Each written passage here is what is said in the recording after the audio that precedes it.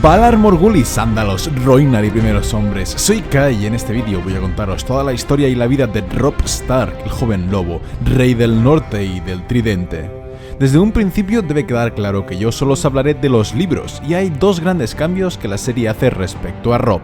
El primero es su edad, y el segundo es la trama de su esposa, que en los libros es totalmente distinta. Robb Stark nació en Aguas Dulces en el año 283 después de la conquista, justo al final de la rebelión de Robert. Era el mayor de los 5 hijos que tuvieron Eddard Stark y Catelyn Tully, y como tal era el heredero de Invernalia e hijo de 2 de las 7 grandes casas de Poniente.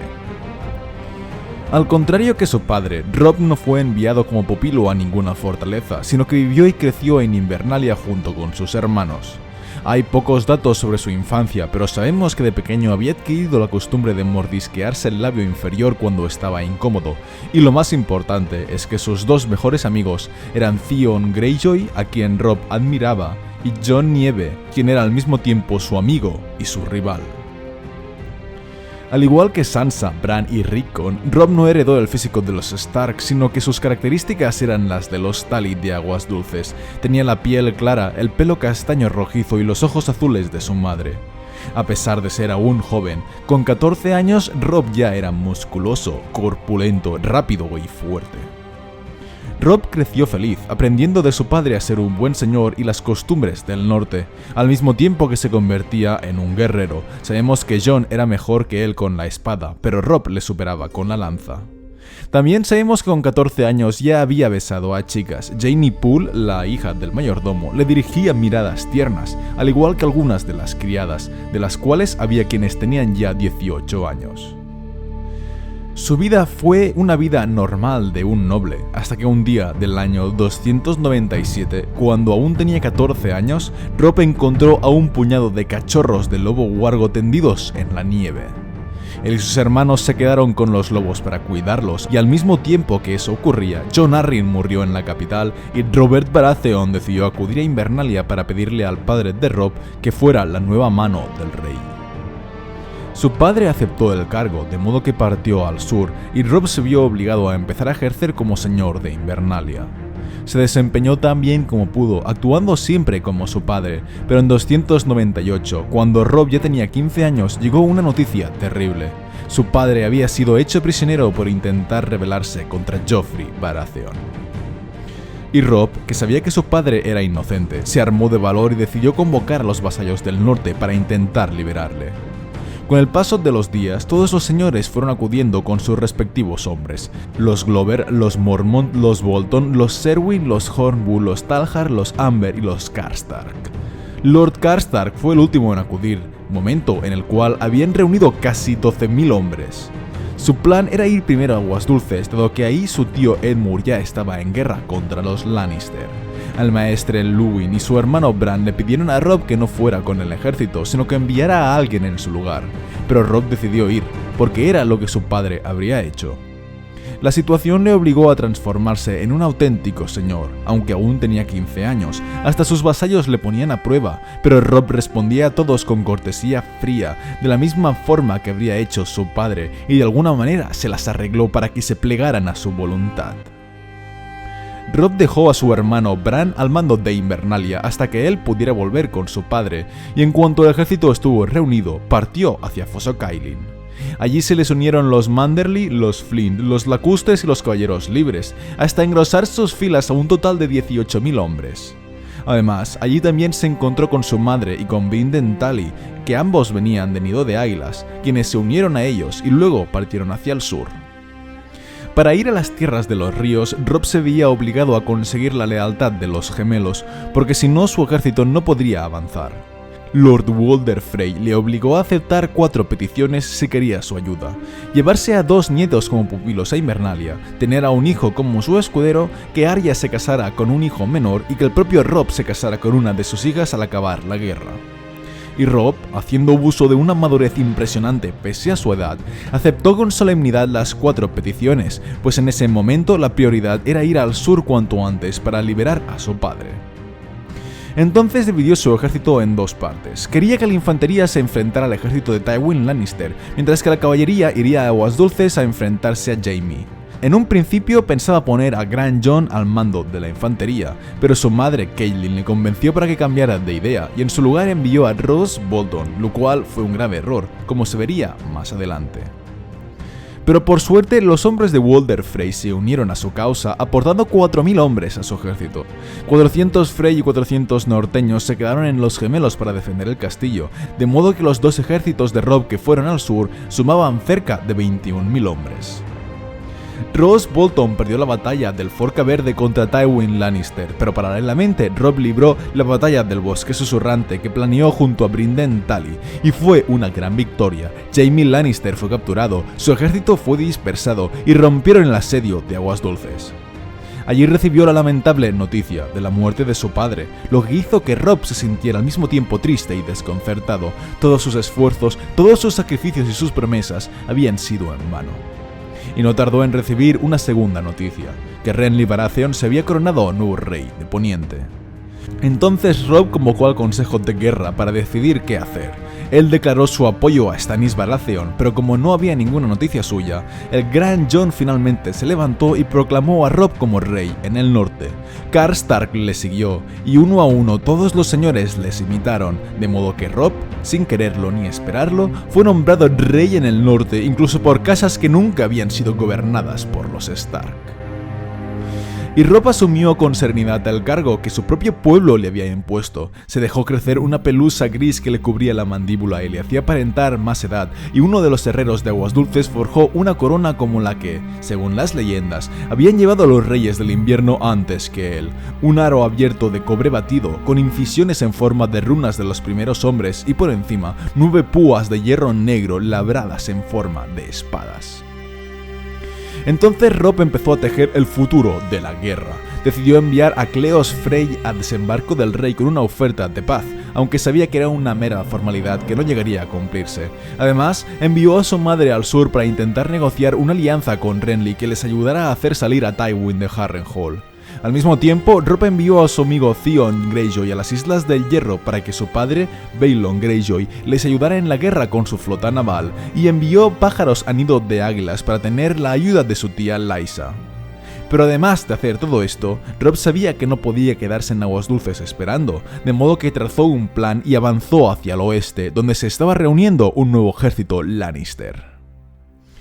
Con la ayuda de Brynden Tully, Robb trazó un plan que, si salía bien, podría garantizarles la victoria en la guerra. Quería saquear y devastar las tierras del oeste para que Tywin no tuviera más remedio que salir hacia él, y allí podría hacerle una emboscada en un terreno que les sería favorable, donde las tropas de Tywin, la mayoría de las cuales iban a pie, no podrían hacer nada contra su ejército de norteños, que iban todos a caballo. Si se enfrentaban a Tywin Lannister en esas condiciones, sus enemigos habrían pagado un precio muy alto, y si no llegaban a enfrentarse, al menos lo habrían alejado lo suficiente para que no pudiera ayudar al desembarco del rey en caso de que Stannis o Renly atacaran la ciudad. Y así se hizo. Robb fue al oeste y consiguió una gran victoria en Cruz de Bueyes, donde derrotó y dispersó al nuevo ejército que los Lannister habían estado formando.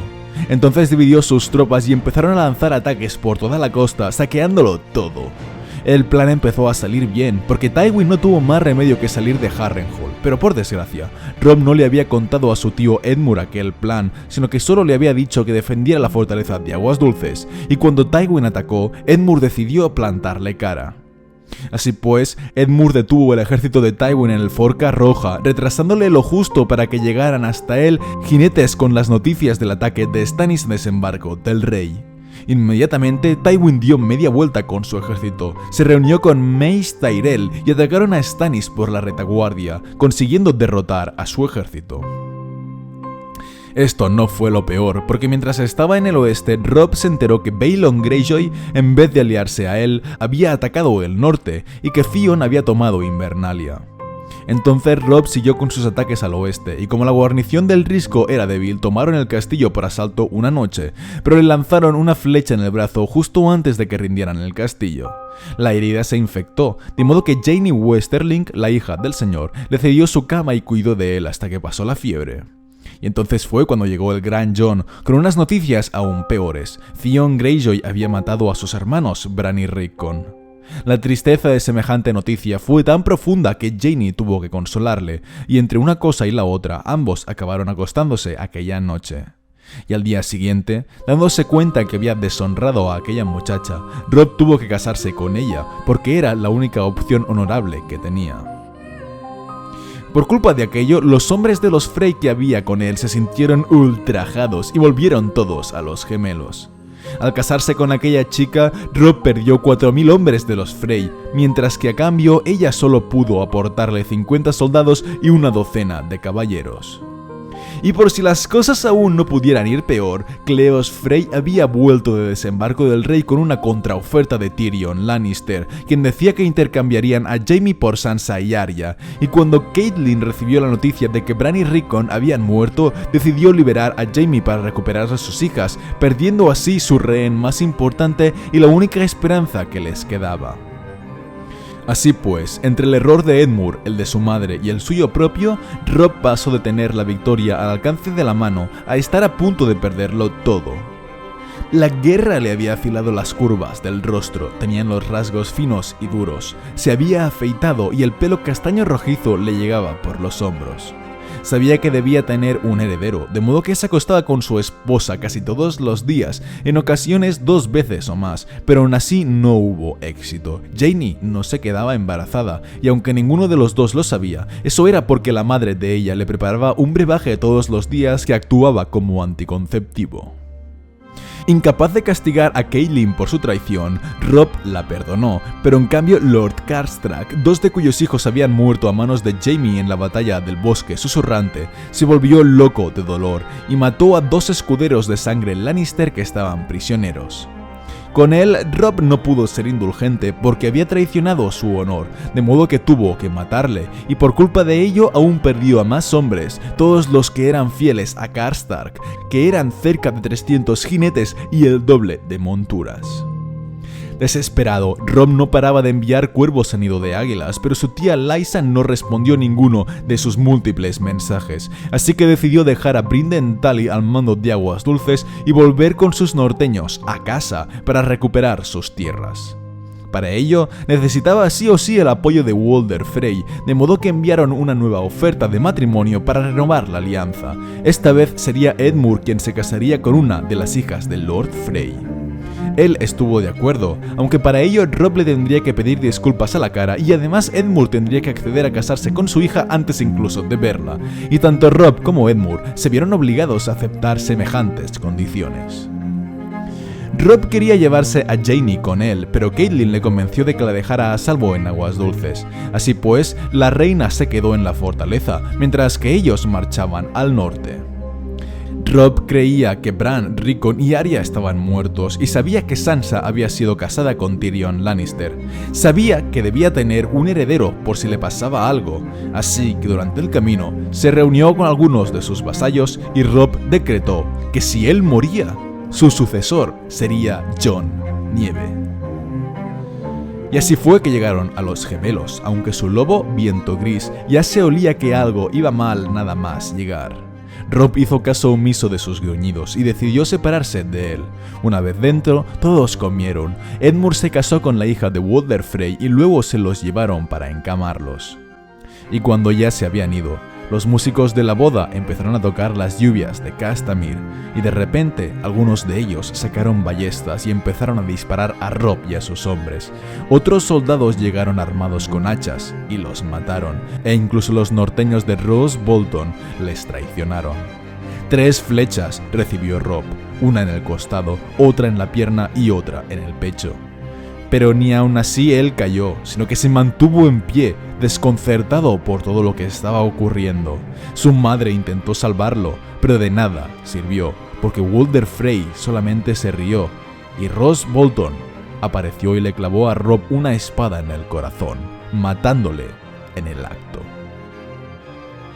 Y así murió Robb, el joven lobo, traicionado por partida doble en el año 299 después de la conquista, cuando tan solo tenía 16 años de edad.